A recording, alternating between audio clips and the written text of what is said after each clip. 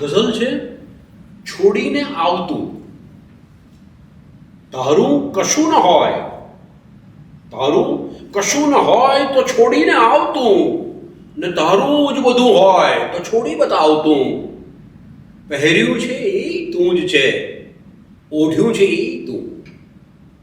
પહેર્યું છે એ તું જ છે, ઓઢ્યું છે એ તું. મારો દરેક શબ્દ તું, મારો સ્વભાવ તું. અજવાળું જેના ઓરડે તારા જ નામનું, અજવાળું જેના ઓરડે તારા જ નામનું. હું એ જ ઘર છું એ જ, ભલે ને ન આવતું. સાકરની જેમ ઓગળી જઈશ હું પણ, સાકરની જેમ ઓગળી જઈશ હું પણ. છલકાતો કટોરો ભલે ને મોકલાવતું, ને મિસ્કીન સાત દરિયા કરી પાર એ મળે. મિસ્કીન સાત દરિયા કરી પાર એ મળે. એ રેખા હથેળીમાં નથી તો પડાવતું. તારું કશું ન હોય તો છોડીને આવતું, તારું જ બધું હોય તો છોડી બતાવતું. છોડીને આવતું.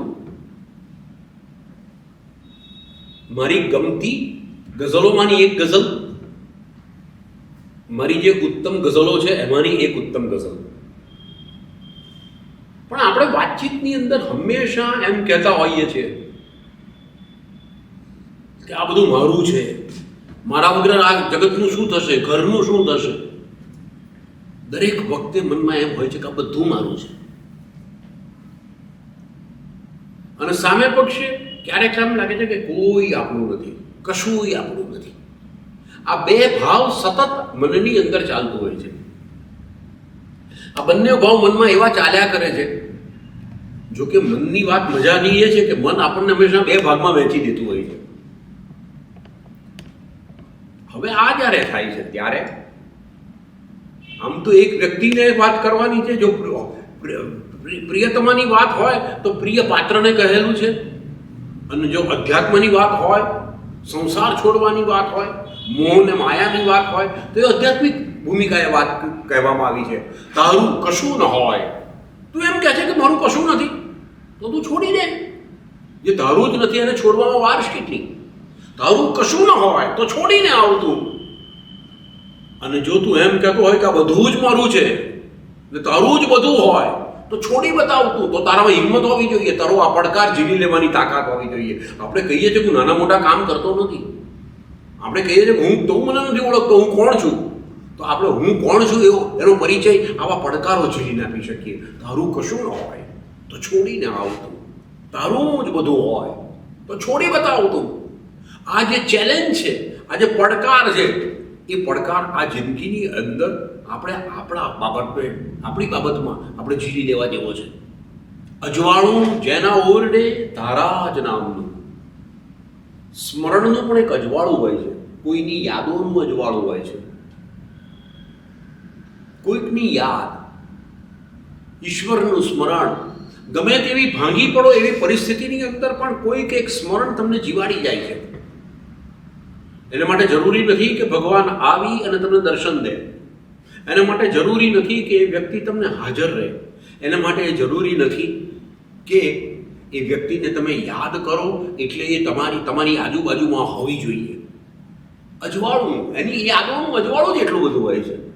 અજવાળું જેની યાદનું, અજવાળું જેના ઓરડે, મારા ઘરના ઓરડે તારી જ યાદોનું છે, તારા જ નામનું છે. અજવાળું જેના ઓરડે તારા જ નામનું. હું એ જ ઘર છું, એ જ, બીજું કોઈ ઘર નથી. આ શરીર એ મારું ઘર છે. આ ઘરની અંદર એક મારું નાનકડું ઘર છે. ઘર આપણે રહીએ છીએ, કોઈને કહીએ તમે ક્યાં રહો છો તો તરત એ એમ કહે છે કે ભાઈ હું આ જગ્યાએ, આ વિસ્તારમાં, આ સોસાયટીમાં, આ ફ્લેટમાં અહીંયા રહું છું. એ શરીરથી રહીએ છીએ, પણ ખરેખર અંદર કોઈક વાર બેસીને આંખ મીચીને શોધવા જેવી છે કે હું ક્યાં રહું છું. અને પહેલી વાર ખબર પડશે કે હું આ શરીરમાં રહું છું, હું એ શરીર નથી. અને હું જ્યારે એનું સ્મરણ કરું છું ત્યારે બંધ આંખે પણ અજવાળા થાય છે, બંધ આંખે પણ એની કે મને દેખાય છે. અજવાળું જેના ઓરડે તારા જ નામનું, હું એ જ ઘર છું, એ જ. ભલે ને ના આવતું, તારે ના આવવું હોય તો ના આવ, પણ તારી હાજરી એ તારા આવવા બરોબર છે. તારી હાજરી એટલી જ મહત્વની છે, તારું સ્મરણ એટલું જ મહત્વનું છે, તારી હાજરી જેટલું છે. પહેર્યું છે એ તું જ છે. એક વાત એવી છે કે ભગવાનને કે ઈશ્વરને આ નહીં, ન ઇતિ નેતિ નેતિ એમ કહીને કહેવામાં આવે, પણ એક વસ્તુ ભગવાન અહીં પણ છે, ત્યાં પણ છે, ઝરણામાં પણ છે, પર્વતમાં પણ છે. ભક્ત જ્યારે પોતાની જાતને દરેક જગ્યાએ જુએ છે કે બધી જ જગ્યાએ મેં ભગવાનને પહેર્યું છે એ તું જ છે, મીરાબાઈ યાદ આવી જાય. મીરાબાઈ કહે છે પહેર્યું છે એ તું જ છે, ઓઢ્યું છે એ તું, મારો દરેક શબ્દ તું, મારો સ્વભાવ તું. હે ભગવાન, મારો આ જે સ્વભાવ છે ને એ પણ તું જ છે. જો કોઈ મારા સ્વભાવના વખાણ કરતું હોય તો એ પણ તારે લીધે જ છે. મારા આ પ્રત્યેક જે શબ્દો છે, મને જે બોલતા આવડે છે, એ માં સરસ્વતી તારી કૃપા છે. પહેર્યું છે એ તું જ છે, ઓઢ્યું છે એ તું, મારો દરેક શબ્દ તું, મારો સ્વભાવ તું. હવેનો એક શેર છે, આપણને આપણા ઇતિહાસ સાથે જોડે છે. પારસીઓ ભારતમાં આવ્યા એ પ્રસંગ જાણીતો છે. ભારતમાં આવ્યા પછી ક્યાં ઉતરવું, તો એ લોકો સંજાણ બંદરે ઉતરે છે, ગુજરાતના સુરત પાસેના.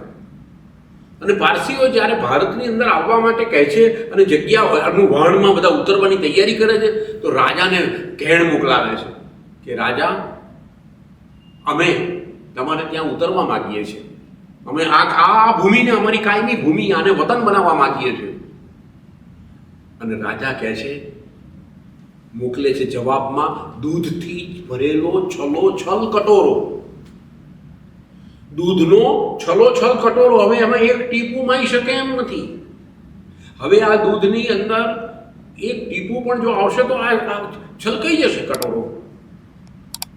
પારસીઓ જ્ઞાની છે, સમજુ છે, પરિસ્થિતિને અનુકૂળ થનારા છે. એ લોકોએ એ સાકરના એ દૂધના કટોરામાં સાકર ઉમેરી. સાકર એક થઈ ગઈ, ઓગળી ગઈ સાકર. જે દૂધ હતું એને વધારે મીઠું બનાવ્યું. અમે તમારા ત્યાં આવીને તમારી સાથે ભળી જઈશું, અમે તમારી વસ્તી બનીને, તમારી પ્રજા બનીને તમારું નામ રોશન કરીશું. સાકરની જેમ ઓગળી જઈશ હું પણ. એ ભગવાન તું, હે પ્રિયા તું મને એમ કહે છે કે મારા હૃદયમાં જગ્યા નથી. ના, હું એમાં સાકરની જેમ ઓગળી જઈશ, સાકરની જેમ ઓગળી જઈશ હું પણ. છલકાતો કટોરો ભલે ને મોકલાવતું. મને એક પ્રસંગ યાદ આવે છે મિત્રો.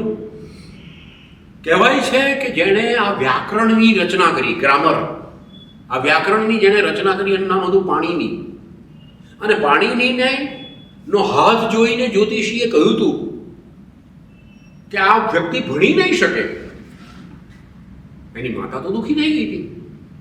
પાણીની એક અણીદાર પથ્થર લીધો અને એણે જ્યોતિષીને કહ્યું કે આમાં વિદ્યાની રેખા કઈ છે. અને એણે એ અણીદાર પથ્થરથી હથેળીની અંદર ચીરો કરી દીધો. આજે તો આપણે એને મહાન વ્યાકરણ શાસ્ત્રી તરીકે આખી દુનિયાને ગ્રામર આપનાર, આપણા ભારત દેશને ગ્રામર આપનાર, સંસ્કૃતમાં ગ્રામર રચયિતા પાણીની તરીકે ઓળખીએ છીએ. ભાગ્યરેખા આપણે બદલી શકીએ છીએ. આપણી મહેનત, આપણી પરસેવો, આપણી શ્રદ્ધા એ ભાગ્યને બદલી શકે છે. મિસ્કીન 7 દરિયા કરી પાર એ મળે. અરે દૂર શું, 7 દરિયા દૂર હોય ને તો પણ મિસ્કીન 7 દરિયા કરી પાર એ મળે. એ રેખા હથેળીમાં નથી, અરે રે મારા ભાગ્યમાં નથી, હું કઈ રીતે મળીશ? એ રોદણા રોવાની જરૂર નથી, ઊભો થઈ ગયા. મિસ્કીન 7 દરિયા કરી પાર એ મળે. એ રેખા હથેળીમાં નથી તો પડાવ તું એ પ્રારબ્ધ, તું એવી રીતે પ્રતિભા ઊભી કર, તારું એવું મહેનત ઊભી કર. મિસ્કીન 7 દરિયા કરી પાર એ મળે. એ રેખા હથેળીમાં નથી તો પડાવતું, તારું કશું ન હોય તો છોડીને આવતું, ને તારું જ બધું હોય તો છોડી બતાવતું.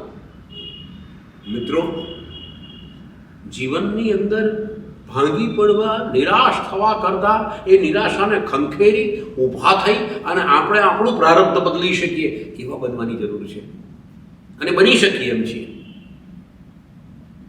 મારી આ ગઝલ આજે વાંચીને મને આવું સમજાયું, આવું કંઈક કહેવાનું મન થયું. કારણ કે આપણી જેમ જેમ ઉંમર બદલાતી જાય છે, સમજણ બદલાતી જાય છે, તેમ તેમ એક જ વસ્તુનું અર્થઘટન બદલાતું જાય છે. નમસ્તે.